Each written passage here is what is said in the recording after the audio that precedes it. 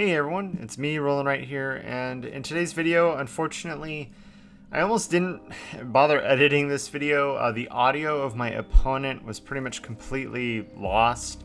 So I had to go through this video and decipher the actions we took based off of what I said and what was happening on screen. It was a huge pain in the butt. I decided to do it anyway because I actually really enjoyed this game and it was fairly short. So I hope you guys enjoy this Boltyn v Boltyn matchup. I'm going to commentate over it just to provide some context and stuff. So let's start.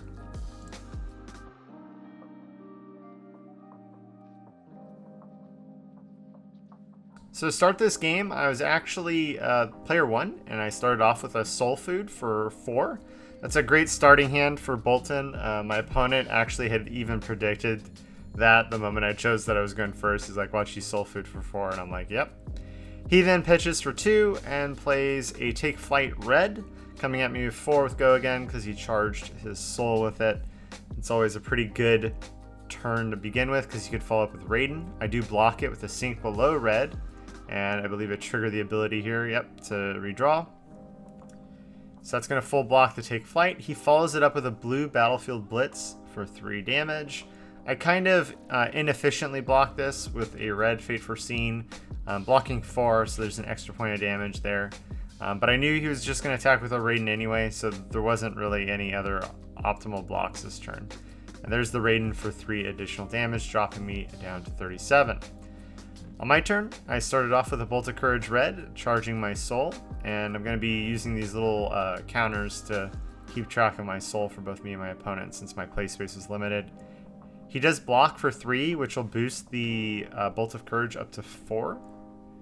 And so I attack reaction to give it go again, and now the on-hit effect from Bolt of Courage will let me draw a card, and it'll ding him for 1 damage, dropping him to 39. I followed up with the classic Raiden play for an additional 3 damage, and then I arsenal the card in hand as my opponent takes it and goes to 36. He starts his turn with a take flight by pitching an Art of War. I definitely have to consider, is he going to follow this up with another Battlefield Blitz? But he doesn't. He follows it up with a Raiden. Pretty similar to my turn, just swinging in for an additional 3 for a total 7. I take it going down to 30. And for my turn, I start off by pitching 2. And I play a Seek Enlightenment Yellow. This is a card that actually was a placeholder in my deck. I didn't have all the cards I wanted just yet. That later got replaced by additional Soul Shields, Soul Food, and Beacon of Victories that I was missing at the time of this game. Play a Bolt of Courage blue, charging. So this is coming at my opponent for 3 damage because of the Seek Enlightenment. And it has 2 on-hit effects as well. So my opponent does block with another attack action for 3. That's going to boost it to 4. So I give it go again. My opponent doesn't have any defense reactions here, so he's going to take the 1 and I'll trigger both on hit effects, which is definitely something I love seeing. That's why I really like running Bolt of Courage and Engulfing Light. Those on hit effects put a lot of pressure on your opponent to do something about it. With my remaining resource, I decided to play my own Take Flight. This is a Take Flight yellow, so it's going to be 3 with go again. My opponent takes it, going to 32, and I swing with a Raiden for 3, which my opponent takes, dropping to 29. And I arsenal, and in my turn, and it goes back to my opponent, who starts their turn with a Bolt of Courage red. You're going to see this card played a lot this matchup. Totally coincidental. I am running 9 copies of Engulfing Light, but Bolt of Courage just kept coming up. I take the 3, and I just follow up on my turn with an Engulfing Light yellow. My opponent had a pretty lackluster turn. I charge. I do play an attack reaction of a Courageous Steel Hand yellow in response to my opponent's 0 defense. This is going to boost me to 4 and allow me to give it go again. But my opponent defense reactions with a Soul Shield for 6. Still going to attack reaction and give it go again though. I'm more than happy to have my opponent inefficiently block that on hit effect. And I did have some pretty good follow-up here, as we're going to see, with a Lumina Ascension. Always a fantastic follow-up on your turn, if possible. Puts essentially almost 10 points of pressure on your opponent, if not more than that. Can be kind of closer to 14. So swing with the Raiden for 4. My opponent does not block it, so I give it go again, and that's going to trigger the Lumina Ascension effect, which allows me to reveal the top card of my deck. If it's a light card, I gain a life and it goes in my soul. But my opponent does spend that remaining resource to Steelblade Shunt to block that 5 damage. So the on-hit effect is prevented, but I swing again for an additional 4 damage and that on-hit effect. And I think my opponent is going to take this one. No, they block it as well. I believe for 3 or 2, I don't remember. No, they full block it. They use the Fyendal Spring Tunic. Now, this is an important moment. My opponent should have destroyed the Spring Tunic, and I wasn't really paying attention. I just listened to hear that he blocked 5. That Spring Tunic ends up getting used like 2 additional times this game, so that was kind of a crucial error on both of our parts.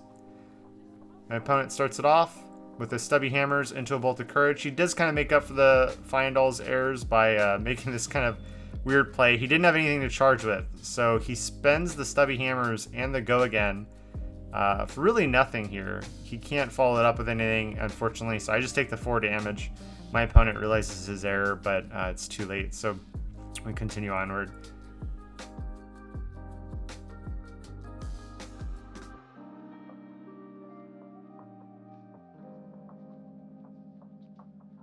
I'm going to pitch for 3.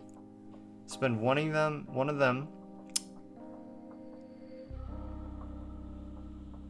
Checking my Armory Arsenal, sorry. Dustpath Pilgrimage Red coming out. This is another placeholder card. It's a pretty decent placeholder with Raiden. So I followed up with a Take Flight Red. So, at this point, 2 of my resources. So this is a decent turn, actually. Better than I thought it was going to be. So that came in for 4 damage, and then now I'm swinging for 6. And if it hits, I can swing again for an additional 3. My opponent, however, does decide to full block it for, I believe, 7 here.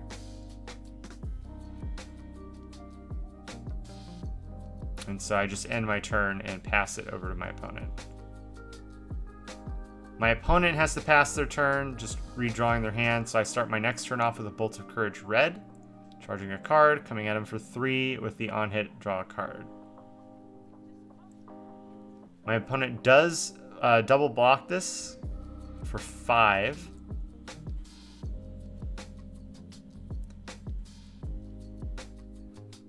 And I attack reaction with a awesome red Courageous Steel Hand. So at the moment, my Bolt of Courage is actually a 4. The Steel Hand pushes it to 7. So I give it go again. And the on-hit effect will trigger, giving me a draw card. And so my opponent drops to 23. Pitching 2. I follow this up with my own Battlefield Blitz, this time a yellow. That's going to be 4 with go again because I charged this turn. And my opponent decides to take it, dropping to 19. And then I swing with a Raiden to end my turn for 3, which my opponent also takes, dropping to 16. At this point, he uses that Fyendal Spring Tunic to play a Via the Vanguard.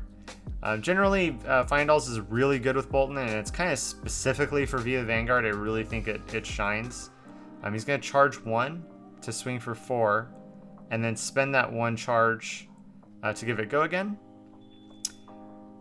I take the 4 damage. My opponent kind of does misplay a bit here. I wouldn't say misplay. He has kind of an inopportune Boltyn hand. This is kind of pretty common, to be honest. Via the Vanguard into a Lumina Ascension. You hate to see it. It's kind of really wonky to use Lumina before the Via the Vanguard, but it breaks the combat chain playing it after, so you really can't benefit from both on the same turn unless you're really lucky. So he swings for 4. I take it, and in response, he also pops his Refraction Bolters to give it go again. Lumina reveals the top card, going into his soul and giving him a life point, and he's going to swing with Raiden again for an additional 4. This one, for whatever reason, I decided to block this one instead of the first one. Probably because I wasn't thinking about the Refraction Bolters. So I decided to block for 4 total here with my Vestige of Soul. I realized I wasn't going to use it for the rest of the game, probably. I only had 1 Tome of Divinity in this build, so it didn't really matter. I start my turn with the Bolt of Courage Red, as usual.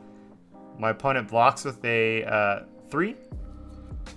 And so I decide to Snapdragon Scalers because he didn't block with an attack action. He blocked with just a normal action card, I believe. So with the go again, I decide to play with the Celestial Cataclysm. That's going to swing for 7 with go again. I did have a good amount of soul, so I was totally comfortable with doing that. My opponent does block 3, which pushes me to 8, so he takes a whopping 5 damage there, dropping to 12. I then follow it up with a Lumina Ascension. This is obviously a big turn at this point. My opponent knows it. And I swing for the 4 with the on-hit effect. My opponent does double block this. He doesn't want the on-hit effect to go through, but I will give it a go again, as you really should every time you use Lumina Ascension, and attack with an additional 4. My opponent doesn't block this one, so he takes 4. I do flip a light card, so it goes into soul, and I gain a life. And I end my turn. My opponent passes his turn to redraw his hand, so I start mine off with an Engulfing Light red, which on hit goes into soul. And my opponent does block with a 3 non-attack action.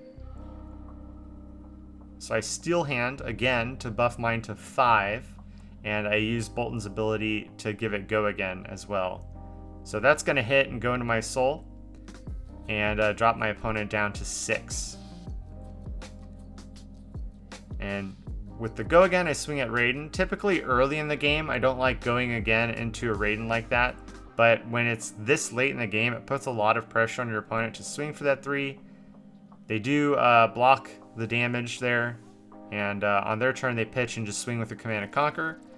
I believe I looked in my arsenal and was like, I don't really care about this card. I think it was like it was a Valiant Thrust, so I just take the 6, dropping to 9 and lose the Valiant Thrust.